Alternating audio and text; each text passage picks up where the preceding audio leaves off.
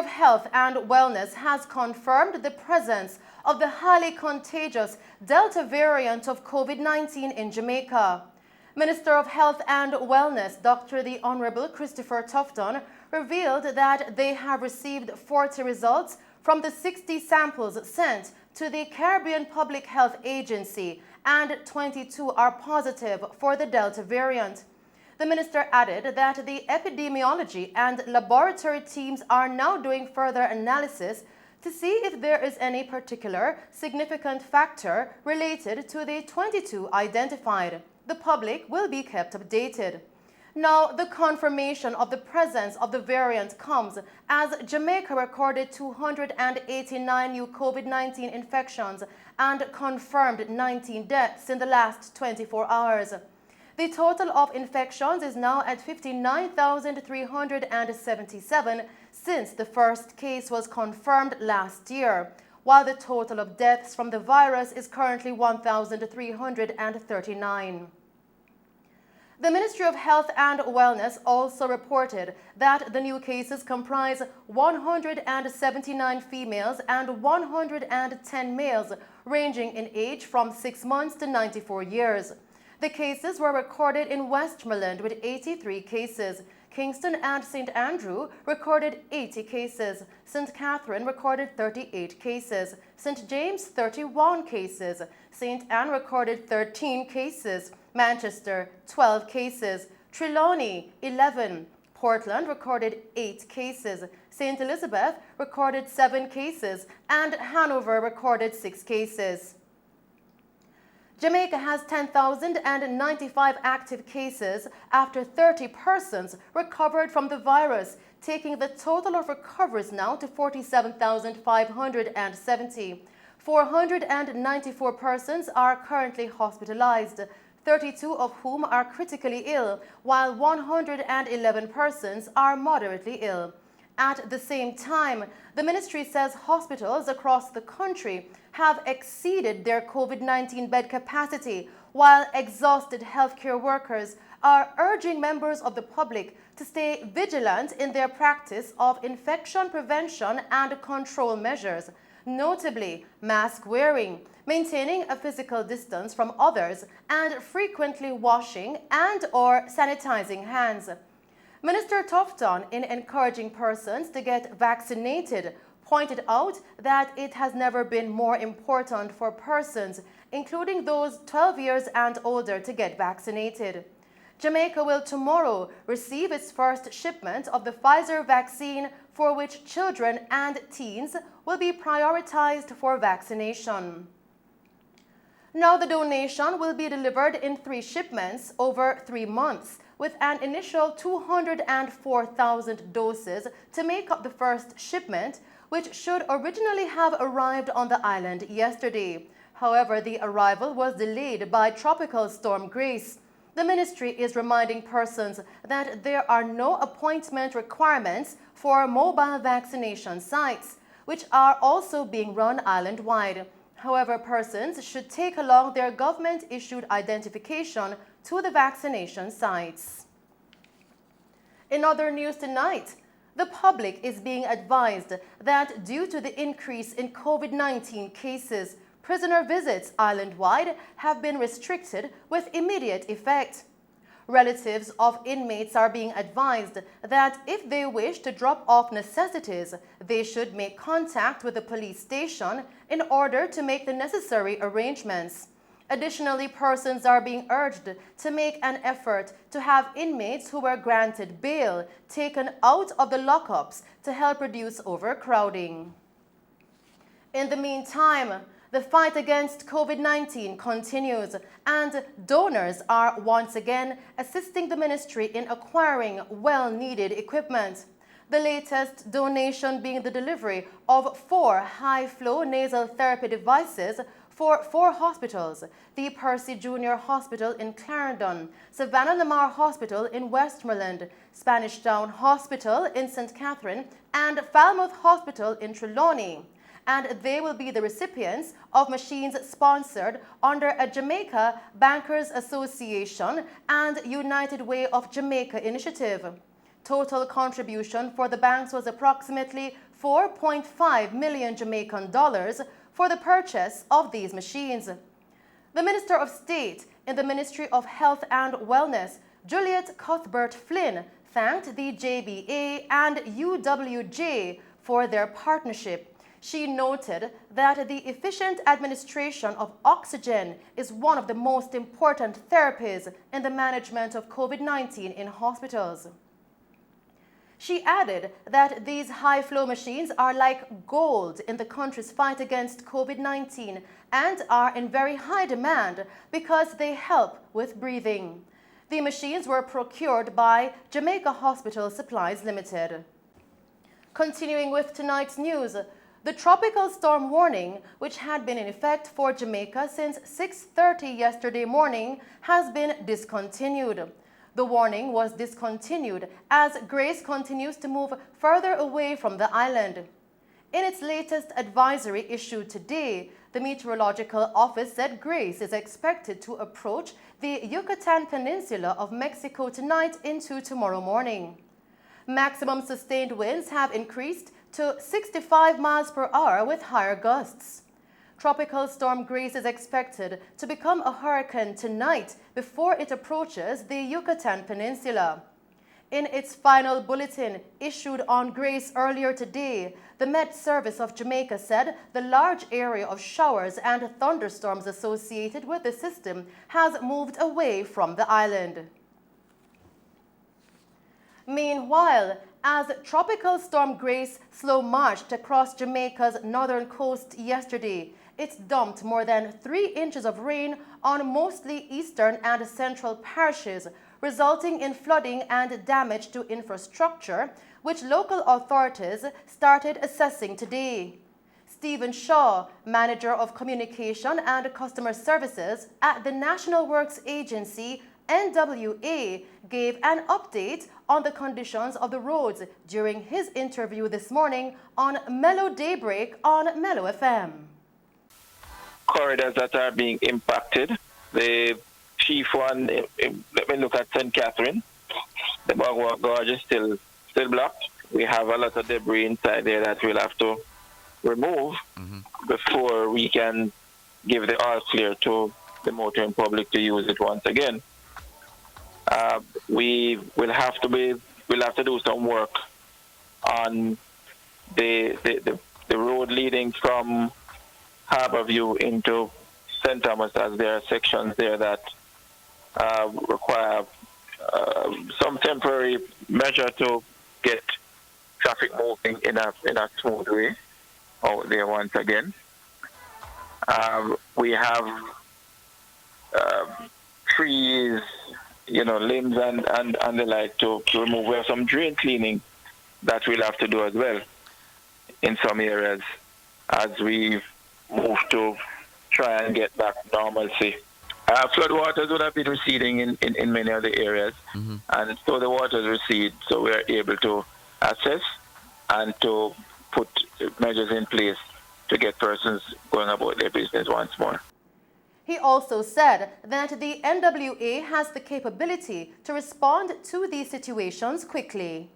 20 minutes ago, I got a report over in St. Mary, where the Harmony Hall Road was being rendered impassable because of fallen trees. So these things will happen. The thing is, we have the ability to respond and to respond quickly to get persons moving about as quickly as possible, and that's what we're doing now. We have had some slips. I've not heard of too many up to this point, but it's not to say that those cannot happen, because once the earth is very saturated, sometimes landslides don't happen in the moment, but it comes, or they come a day or two later, or even longer. Mr. Shaw says one of the challenges is that persons are not taking precautions when advised to do so to safeguard themselves from the effects of flooding.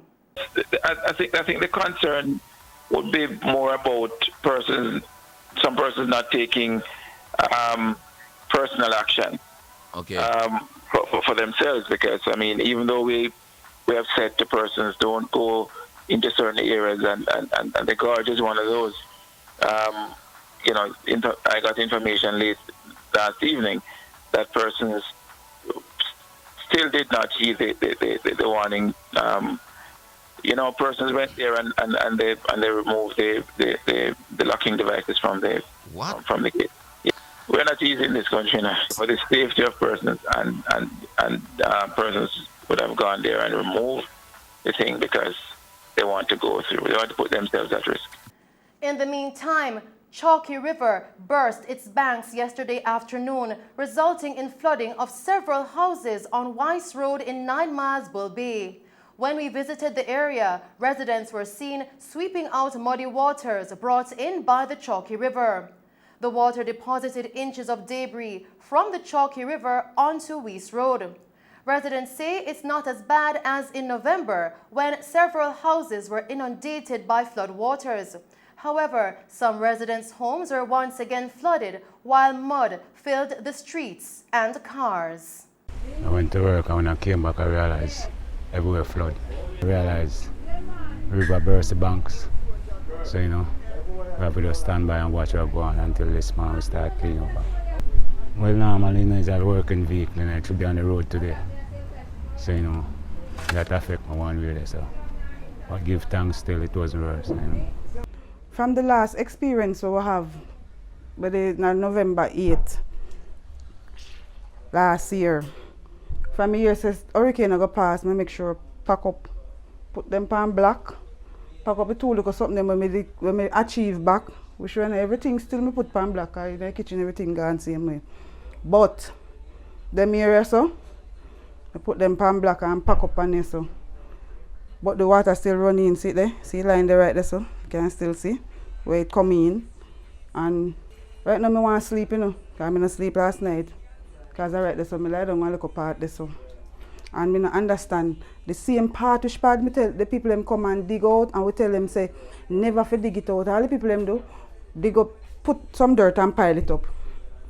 And as the water come down and eat first, right there so first, same place again it bust. But just sit down here so, and we just see the water start gush. Just a gush in a good thing, so we have a little wall and thing, just a gush a come round and I come in and I say, I tell me never say the gully bust there again, And him say, he not even could have moved the car, so I'm kind of carry the right so.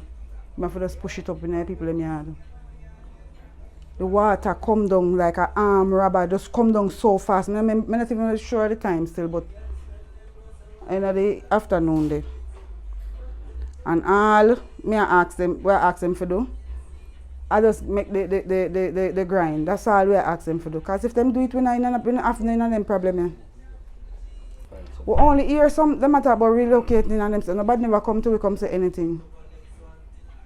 I mean I really want them move up away, I want them fix the grind. Other residents say far more needs to be done to safeguard them from continuous flooding. Yesterday, I was working at my workplace. 9 months ago, I come here clear up the place. I wasn't living here, I live a couple of chain. Well, I have to end up live right up here now. When I come here to live, I understand I come right in the 9 month thing. All the place back to normal. Flood out again, same thing. Nobody doing nothing towards it. We have to just live in the flood area.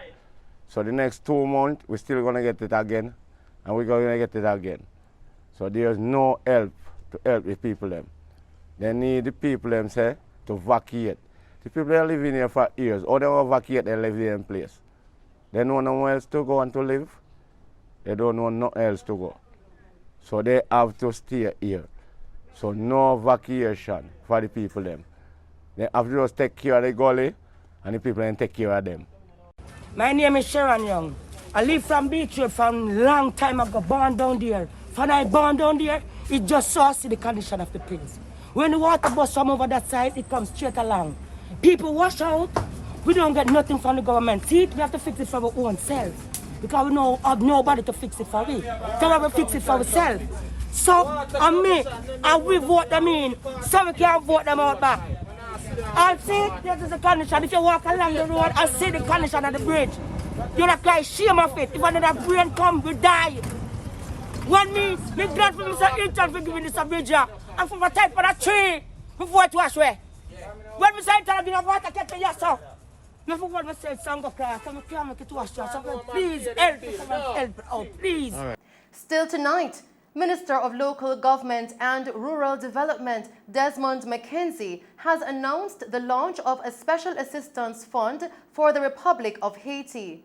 The minister in a statement said that the people of Haiti are continuing to experience a torrid time as the forces of nature have been unleashed on the country. First, with a recent massive earthquake and now the heavy rains associated with Tropical Storm Grace.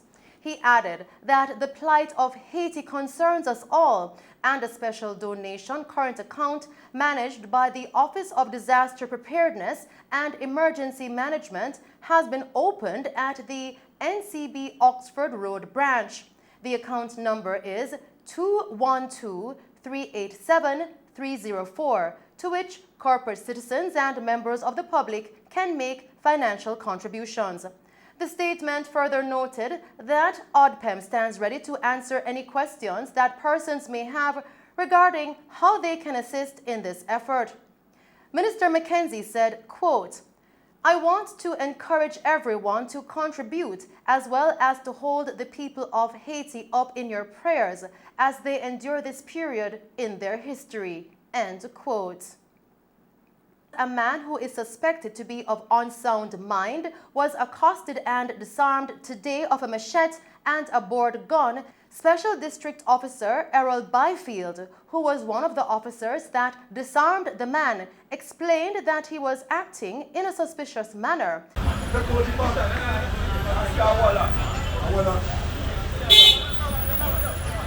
Well, you know, I'm a supervisor, the team leader was walking and saw a young man look suspicious. So however, I just arose my suspicion to me, so I called for assistant. And then when we accosted him and searched him, we found these stuff.